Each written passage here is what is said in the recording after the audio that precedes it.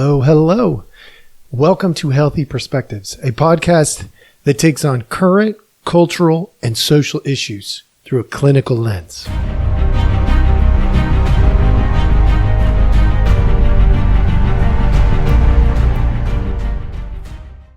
All right. Welcome back. Thank you so much for joining us. As always, we appreciate your time.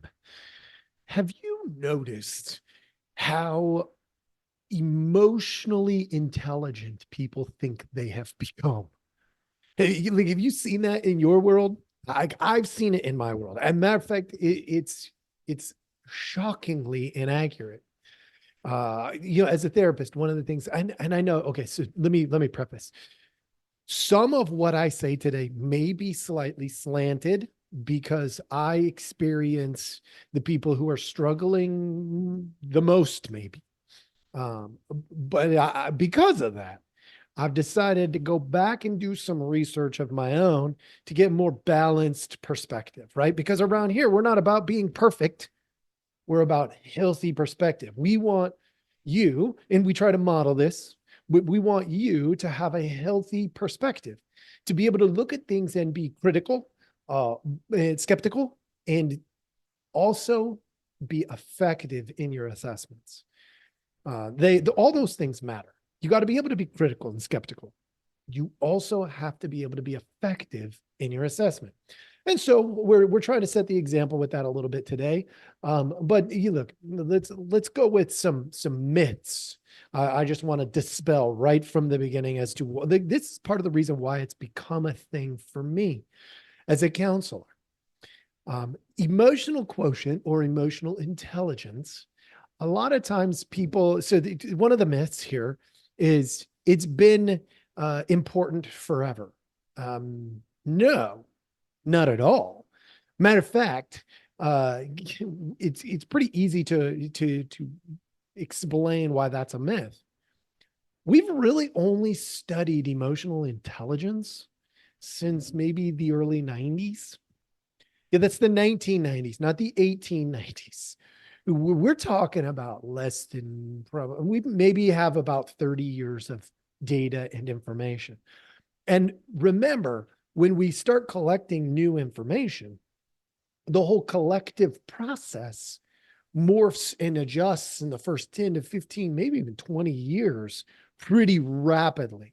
Meaning the assessments, the early assessments, and really there's not very many assessments for emotional intelligence, but the early assessments, look, we have, the Meyer-Salovey-Caruso emotional intelligence test, or the MSCEIT. Apparently, like we like acronyms more in counseling than we did in the military. Then there's the SREIT, and then there's the TEIQUE. IQ, get it? Okay. Then there's the EQ. There's the STEM, the situational test of emotional management. Look, there's all these different emotional tests. But the oldest of them is the late 90s. The oldest one that we can find. Late 90s, mid to late 90s. That's a problem, folks, because we are assuming we're getting more emotionally attention. Another myth. We're more emotionally intelligent today than we were. That's false. That's 100% false. I'm sure that's false. Without even looking at all the data, I can tell you why that's false. It's false because how many people are struggling with more severe emotional disturbance today than historically? A lot more. And you might be like, but the population of the world is growing, so that small minority at the bottom is now just a bigger number. True, not a bad argument. That would be a relevant discussion point for sure. And how many high schoolers do you know today that struggle to go to class or to go to work or to talk to some stranger? Look, there is a shift, an absolute shift in emotional intelligence or the emotional quotient. Okay. And it's not all for the better. It's just not. Um, Let me give you another myth. It's all about empathy. Okay, no, that's not what it's all about. Is that one of the factors? Absolutely, has to be one of the factors. But is it the only factor? Nope, not at all. Not at all. Matter of fact, what people fail to realize a lot of times is, it's not about I know what they are feeling. It's not about, it must be hard to be them. It's not about they should get in touch with their fill in the blank side, their more, rugged side, their more feminine side, their more whatever side. No, emotional intelligence is not just understanding others' emotions. Matter of fact, I think that leads to a big part of the problem that we see with emotional intelligence, or this false sense of emotional intelligence that we are seeing, is we're forgetting that it's about self-awareness. It's about self-regulation as much as it is about others' awareness and other regulation. Here, let me paint it for you this way. If you look at Harvard's definition, I actually appreciate this definition. So I know I'm me going out on a limb talking good about Harvard at the moment, but I'm going to do it. A set of skills that help us recognize, understand, and manage our own emotions, as well as recognize, understand, and influence the emotions of others. Now, let me give you the caveat here. The part that I don't like is that it's talking about influencing others' emotions. That's totally a Harvard thing. It's like, how can I manipulate your emotions? I don't think that that's really the best way to describe that part. The rest of it, perfect as far as I'm concerned, clinically. It's not about manipulating other people's emotions. Understand, look, you cannot change somebody else's emotion. You can only choose to show up or not show up in different ways.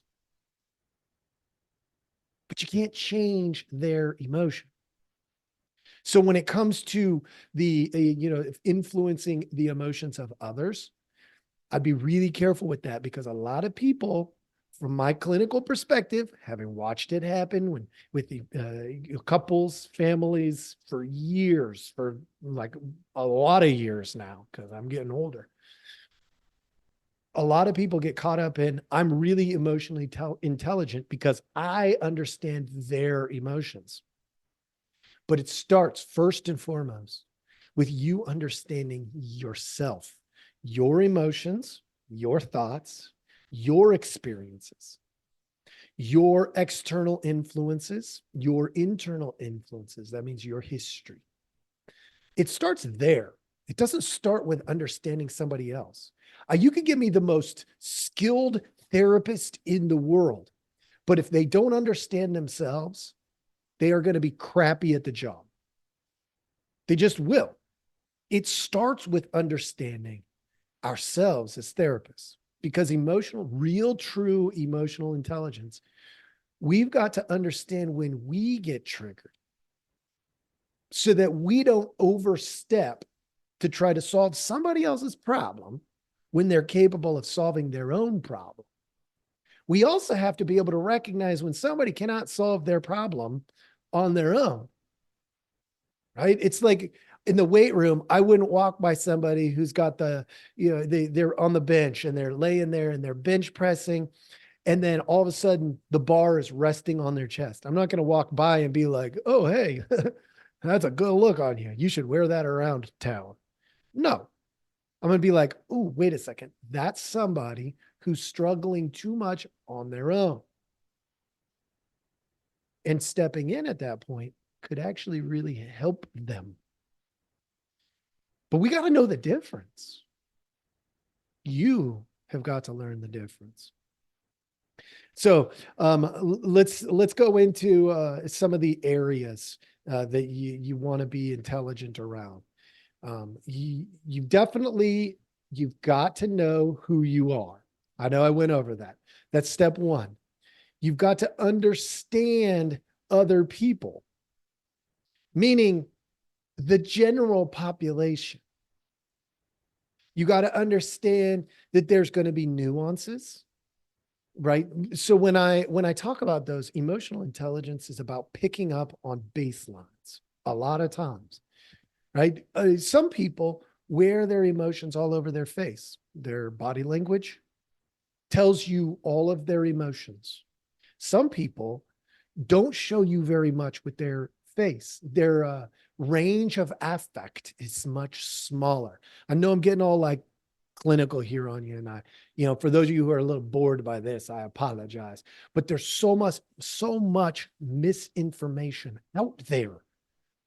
Like here's another myth for you. CEOs have higher emotional intelligence. That doesn't pan out when you look at the data, which is really funny to me, because when you go Googling it, everything says, oh yeah, the CEOs are the most intelligent leaders there are, the most emotional intelligent leaders, the best. They're amazing. And that's a load of crap. We've known since the mid to late 90s that some of your CEOs are the people who can say, I like you as a person, maybe, but you're fired. Get the hell out of my business. You don't belong here. What? Yeah. No, is there a better way to do it? Yeah, sure. The letdown could be a lot smoother and a lot nicer, but a lot of your best leaders over the last 30 years, at least, since we've been really tracking this, are actually not going to necessarily be your highest IQ when it comes to emotions. Here, let me give you another one. You're going in to have surgery. It's a major surgery. And if everything doesn't go just about perfect, you could die. Do you care if they're emotionally intelligent?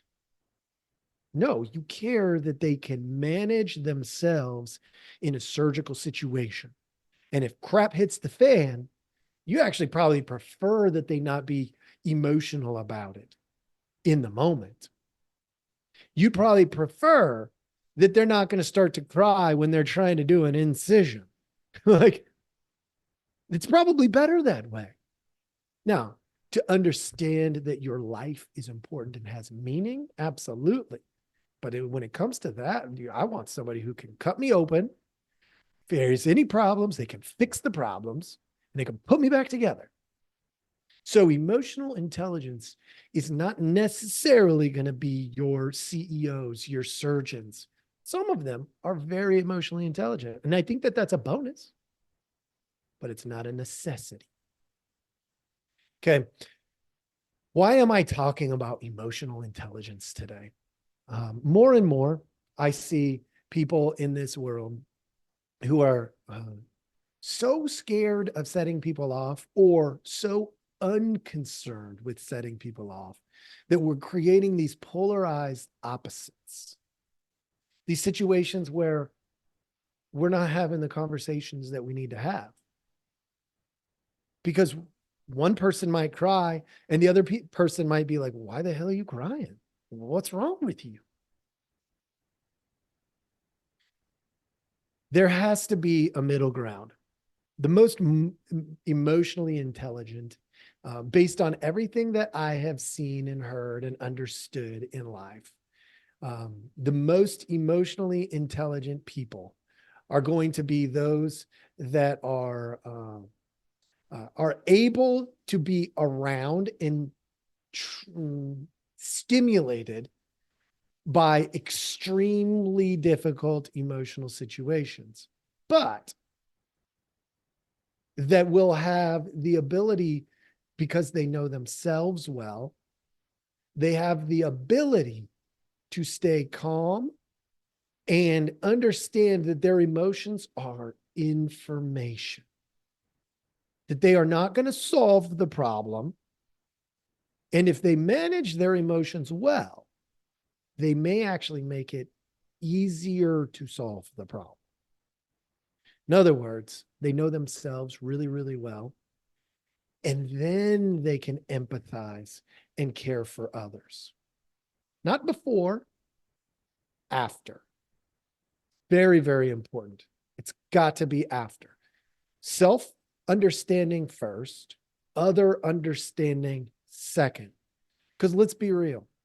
How are you ever going to gauge a situation accurately if you don't understand yourself first?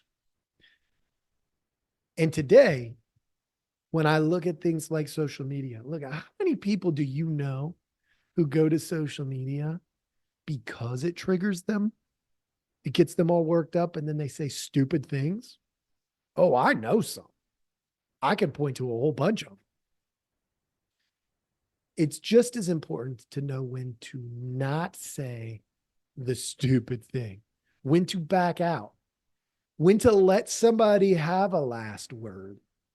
Because really, does it matter?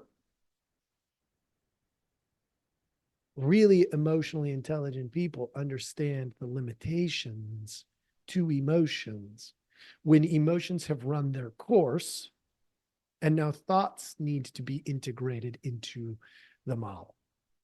Those are going to be the people who are going to have better social awareness, relationship management, because they self-regulate. They don't depend on others to regulate. Now let's hit one more thing before I let you go. This whole empathy thing. I know I hit it pretty hard at the beginning for a second, but I really want to emphasize this again because there is no better time than when we're talking about emotional intelligence to talk about empathy for a moment. There is a massive difference between empathy and sympathy. Feeling another person's emotions, I don't have a problem with that. Feel them all you want, but don't steal them. Feel them, but don't steal them. We have this sympathy problem where people are feeling other people's emotions and then making them their own. And we see this in things like what's gone on at Columbia and all these protests. These people oftentimes are standing up to fight other people's battles. Now, I'm not saying don't come alongside them. Sure. I mean, people need to know they've got safety. That part I don't have a problem with. But to take the torch as your own when it's not yours is you trying to steal the emotions of others. Unfortunately, that means you have been easily manipulated.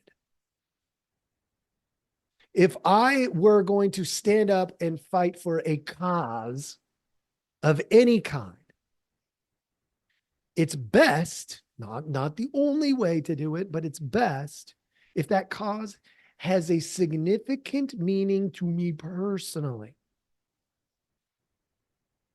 But if I have a best friend and he or she has a cause, and I come alongside my best friend and support them in their endeavor, no problem.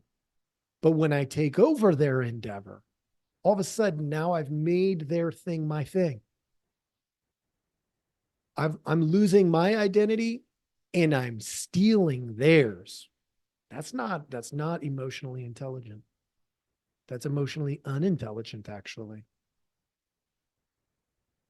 Empathy is about seeing the world as if you're somebody else, but without taking on their baggage. Get that last part, without taking on their baggage. So if you want to be more emotionally intelligent, I highly recommend you empathize, accurately empathize better, meaning don't take their emotions. Love them in their emotions. That's why as a counselor, I can work with people who have completely different belief systems than me. In every way, they could be completely different. And yet I could work with them because I can love them through their stuff. Empathy, an attempt to see the world as if I'm them, but without taking on their baggage. It doesn't mean I take on their value set. It doesn't mean I take on their thoughts and opinions on every issue.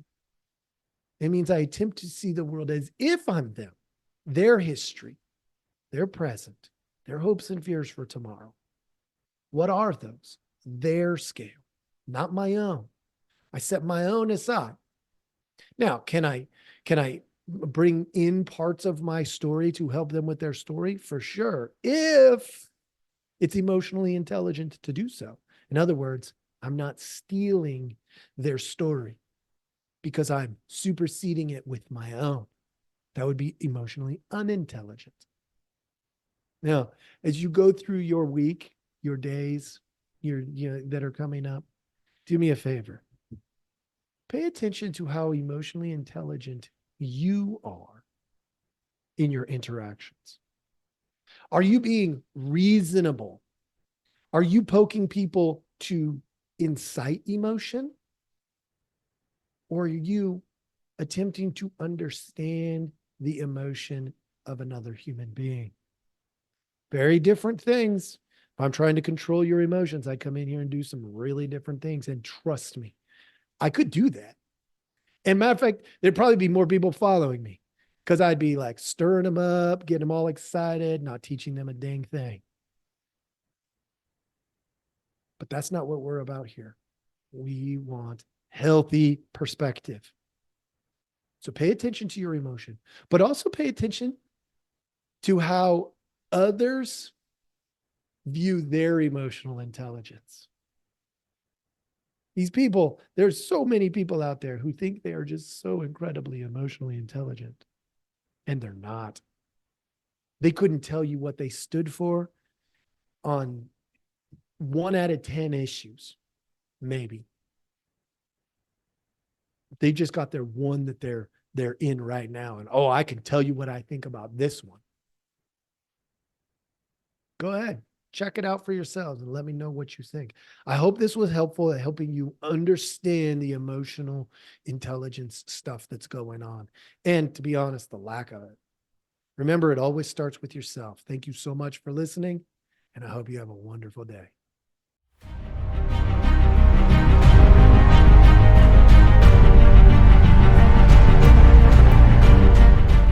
Hey, everybody. Thanks for listening. We appreciate our audience a lot, so we give you some simple ways to track us down. Please like, subscribe, and follow all the podcasts on different platforms, but you can also email us at healthyperspectives@protonmail.com, or you can check out our website at healthy-perspectives.com/podcast. It's a backward slash. So if you want to go to our landing page, if you go to healthy-perspectives.com, you'll still find us. You just got to click on the podcast button. Thank you so much.